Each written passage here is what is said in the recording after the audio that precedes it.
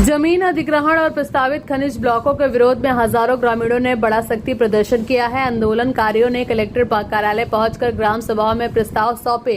खास बात यह रही, कलेक्टर खुद प्रदर्शनकारियों के बीच जमीन पर बैठकर उनकी बात सुनती नजर आई। मंगलवार को आदिवासी विकास परिषद के प्रदेश उपाध्यक्ष महेश पटेल और जोबट विधायक सेना महेश पटेल के नेतृत्व में अलीराजपुर में बड़ा आंदोलन हुआ। रामदेव मंदिर परिसर में शुरू हुई सभा के बाद हजारों ग्रामीणों ने रैली के रूप में कलेक्टर कार्यालय पहुंचे। ग्रामीणों ने जल जंगल जमीन पर अपने अधिकार को लेकर जमकर नारेबाजी की। आंदोलनकारियों के पहले एसडीएम और अपर कलेक्टर से ज्ञापन लेने से इनकार किया गया और कहा गया कि वे अपनी मांगे सीधे कलेक्टर को सौंपेंगे।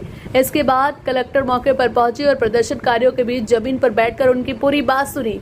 इस दौरान सेमलाया, मोटा उमर और जुआरी पंचायतों की ग्राम सभाओं के प्रस्ताव कलेक्टर को सौंपे गए। ग्रामीणों के मुताबिक तीनों ग्राम सभाओं ने जमीन नहीं देने का निर्णय लिया। आंदोलनकारियों ने मांग की है कि ग्राम सभा के प्रस्तावों को रिकॉर्ड में शामिल कर शासन स्तर तक भेजा जाए।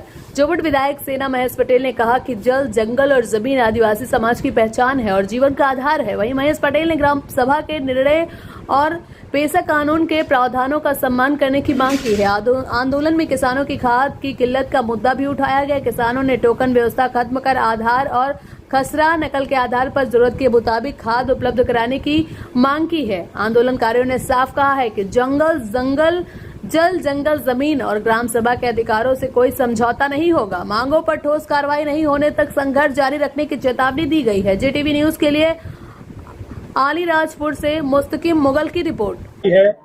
भूमि अधिग्रहण का मामला बताया जा रहा है, क्या किस तरह की अपडेट है और क्या आश्वासन दिया कलेक्टर ने? देखिए, जिस प्रकार से जल, जंगल और जमीन के जो मालिक है वो कौन है? इस देश के मूल मालिक आदिवासी समाज।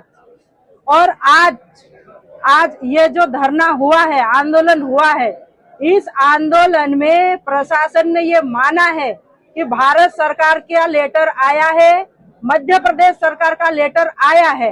ये खुद कलेक्टर महोदया बोल रही है प्रस्ताव आया है और प्रस्ताव पास करना कि नहीं करना ये गांव के पंच, सरपंच और पेशा एक्ट के तहत उन्होंने माना है कि आपकी इच्छा हो तो प्रस्ताव पास कीजिए, आपकी इच्छा नहीं है तो प्रस्ताव पास मत कीजिए। तो इसका मतलब कहीं न कहीं प्रशासन ये मान गया कि ये जो तीनों की तीन लेटर आए हमारे भूमि अधिग्रहण करने के लिए, वो लेटर कोई गलत नहीं है।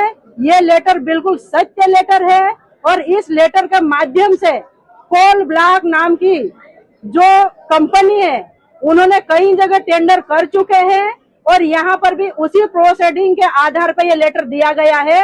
लेकिन आज कलेक्टर महोदय ने ये मान लिया और प्रशासन ने मान लिया कि लेटर आया, लेकिन अभी ग्राम वासियों के ऊपर छोड़ा है कि आप अगर ठहराव प्रस्ताव पास करके नहीं दोगे तो हम ऊपर वैसी जानकारी देंगे शासन को, और आपने अगर ठहराव प्रस्ताव पास करके दे दिया तो हम ऐसी जानकारी देंगे। तो मैं पूरे जिले और पूरे जहाँ जहाँ आदिवासी हमारे जिले हैं उन सभी से मैं ये निवेदन करती हूँ, बताना चाहती हूँ कि हमको हमारी जमीन का ठहराव प्रस्ताव पास करके नहीं देना, नहीं देना, नहीं देना तो हमारी जमीन बचेगी। और आज जितने भी हमारे आदिवासी समाज के भाई बहन बुजुर्ग सभी आए, इनके सबके मन में भय था, आक्रोश था और ये शासन प्रशासन गुमराह करने की जो प्रक्रिया चल रही थी, आज वो सब इस लेटर के माध्यम से उजागर हो गई है, स्पष्टीकरण हो गया है और आज के बाद किसी प्रकार का कोई लेटर नहीं आएगा, मतलब नहीं आएगा और हम हमारी जल जंगल जमीन